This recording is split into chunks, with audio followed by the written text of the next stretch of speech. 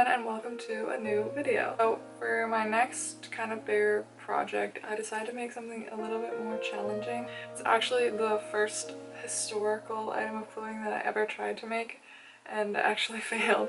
So in case you guys aren't familiar with the terminology of stays, I'm just gonna give you like a little kind of brief history of them.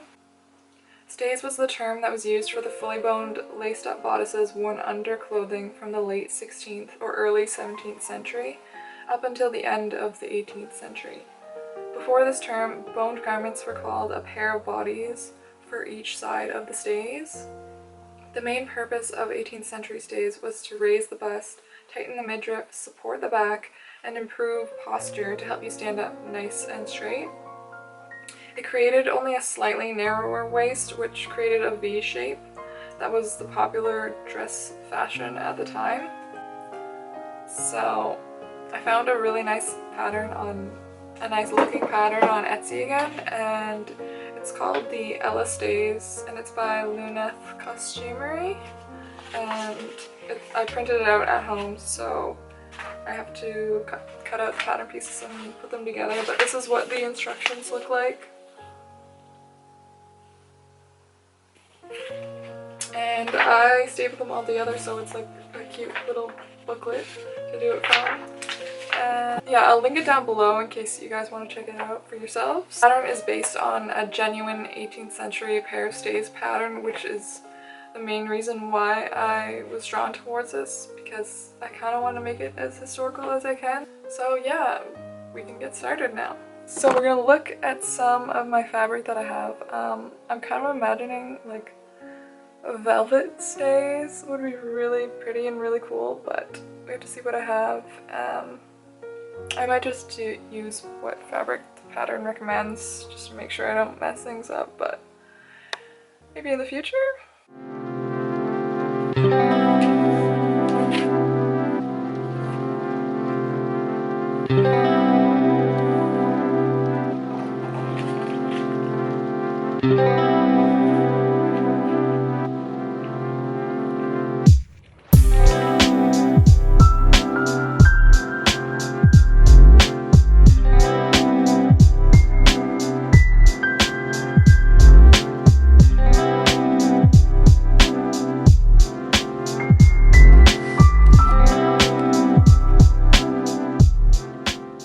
So for the main fabric, she recommends a tightly woven and non-stretch fabric like cotton, kutsi, denim, upholstery, canvas, twill, etc. But then she also recommends a third layer for the inside to draw your boning channels on, and to be like a thicker version of those fabrics.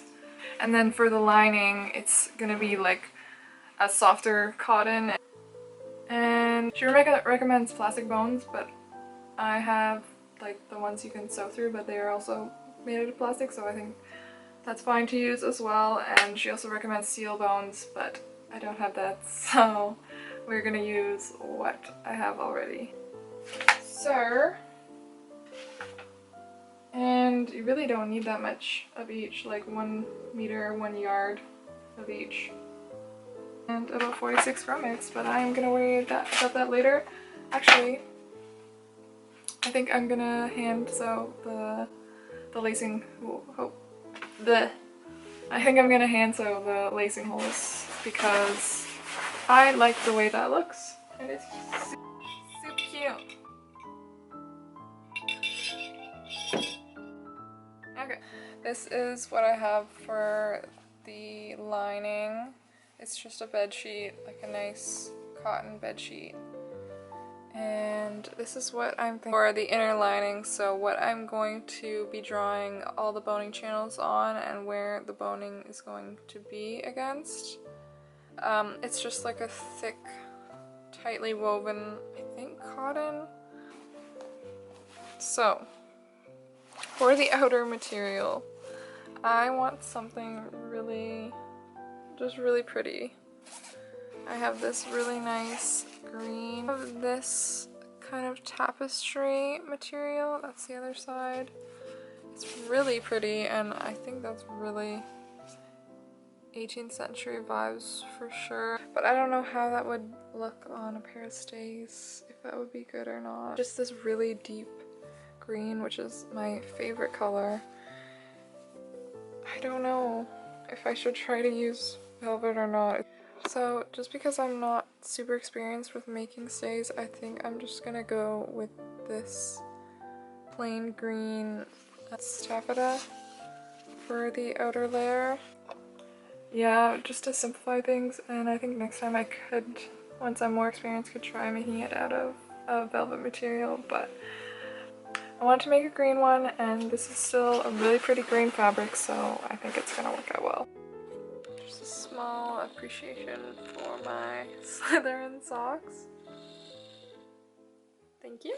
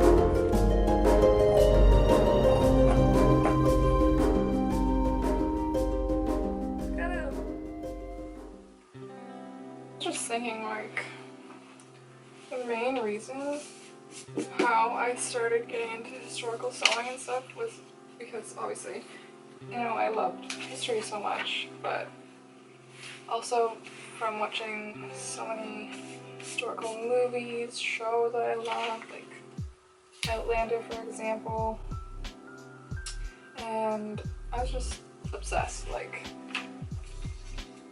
I just love it so much.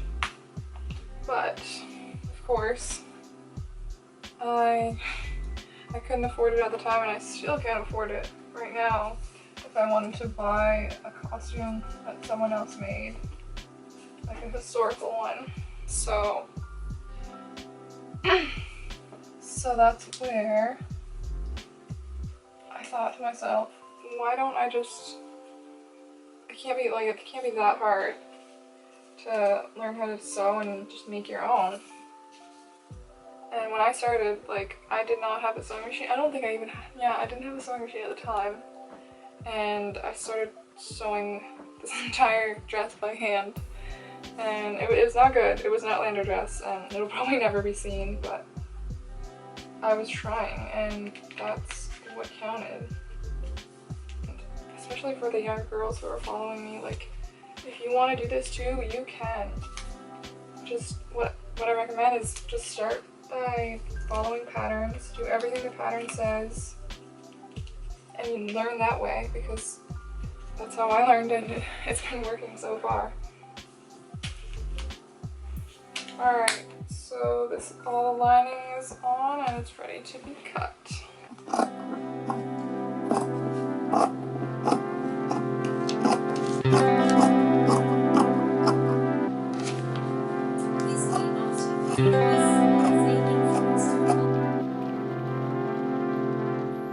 So here I am transferring all of the boning channel markings onto the lining fabric using a tracing wheel and a fabric pen.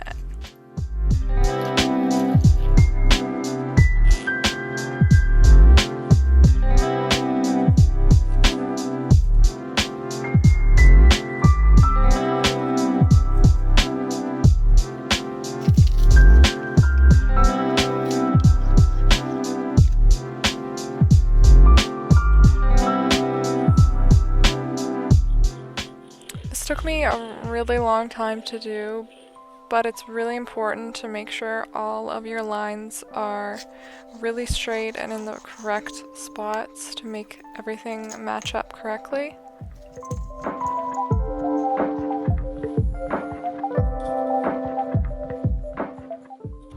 And now it is time for the bonings.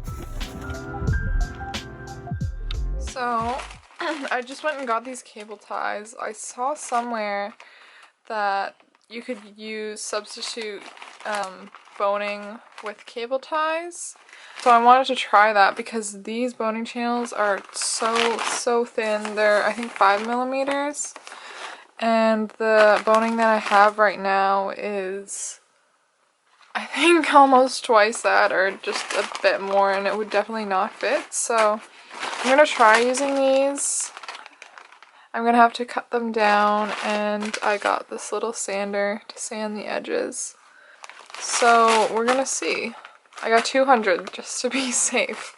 So I have my first piece all attached and ready to be sewn to the outer piece. So this is the thick inner lining, and then I felt like it needed a bit more support, so I cut out a piece of interfacing in just the front pattern piece and the back pattern piece, just to have a bit more extra support where it's going to have the lacing and stuff. But I'm just gonna see. I'm gonna sew this piece first and then try the cable ties in there and see how it looks like, and then I'll continue.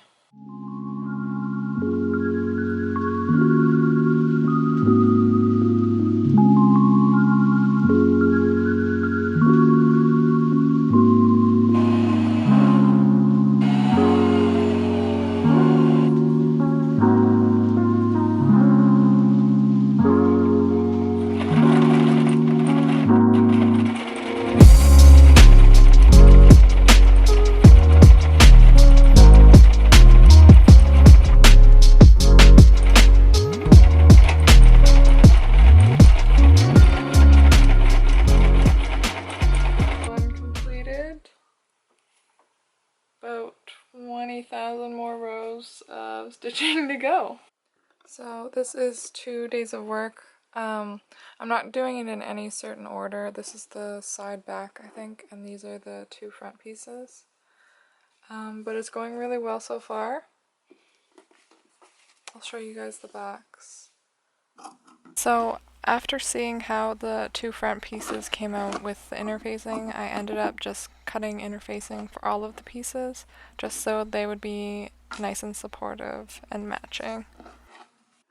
So this afternoon I quickly went to the to the fabric store with my mom, and I got this bias tape for the green corset.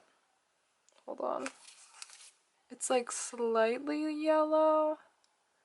It was hard to find one that would look good with that green. I don't know. They didn't really have that many colors that looked good, but I think that will be cool. And I just got white for another pair of stays that I have going. And then I found these. They're only $3. I really liked the sleeves on this one. Got a cute little shirt pattern.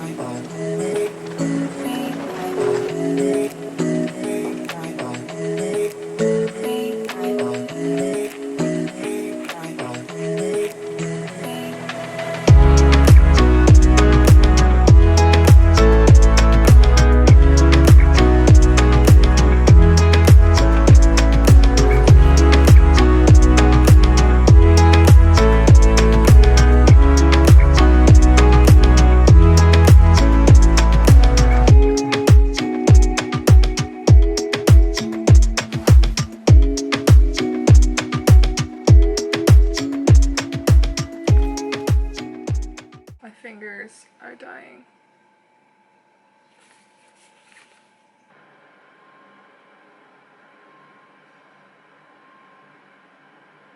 So for the back piece, the zip ties were not long enough, so I ended up just cutting a smaller piece and taping them together to form a extra long boning piece, and it worked really well. This morning I finished the final boning channels of putting in the plastic boning, and my fingers did not fall off, so that's good. Next, I have to attach all of these together into the one piece, and then I have to do the same thing with the lining, and then I will be able to attach them together and flip it out, and then it will be on to kind of the finishing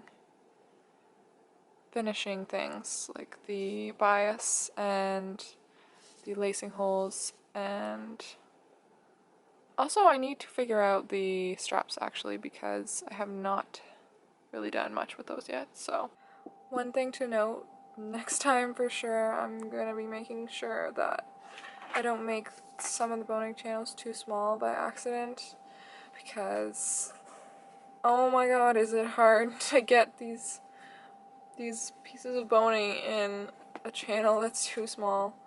My fingers are still sore, but I'm learning, and yeah.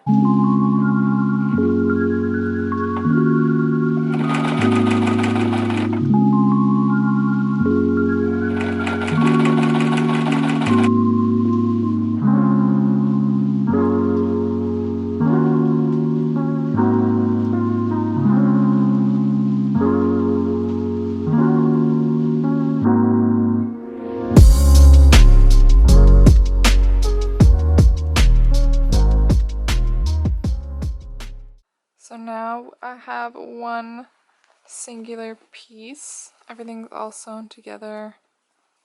There's gonna be some eyelets right there, and it's gonna lace up the front like that. And then the back is gonna be fully laced. For the straps at the top, I just did one layer with the cotton lining.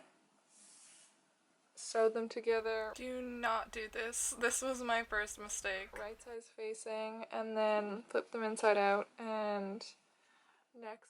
So I have made my first mistake. I was not supposed to stitch those together and turn them like that. I was supposed to leave it raw, and then it would fit perfectly on that. See how it doesn't fit?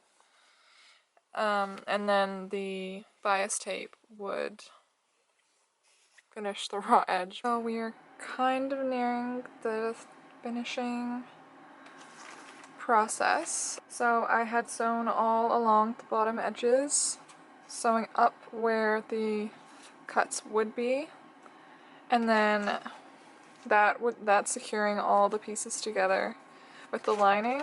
So afterwards I was able to go in and cut out the tabs, and I also did that along the top edge as well. What I am doing is securing it with these really cute little mini clothesline clip things, and I'm not gonna have enough, so I'm just gonna do a little bit at a time and see how I go. All these tabs and turns, it gets a little complicated, so that's mainly what I'm nervous about.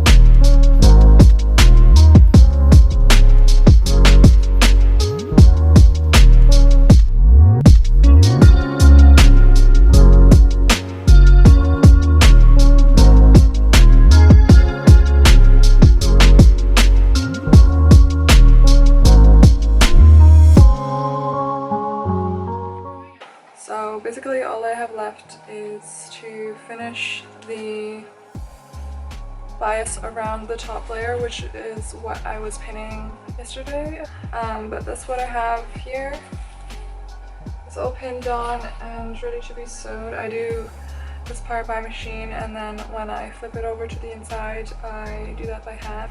I hand sewed the lining on the slit in the center.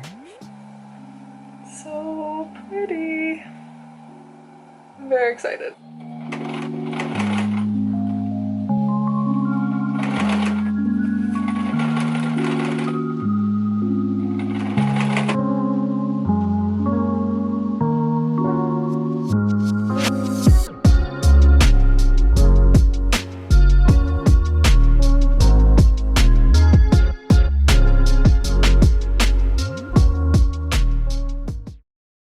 So I finally have just finished all of the bias binding on the top layers. Literally took me all day again because I had to hand sew all the inside because that's the way I like it to look. So the final thing I need to do is have all the grommets put on here, and for the straps. And then it's going to be done and I will finally be able to try it on.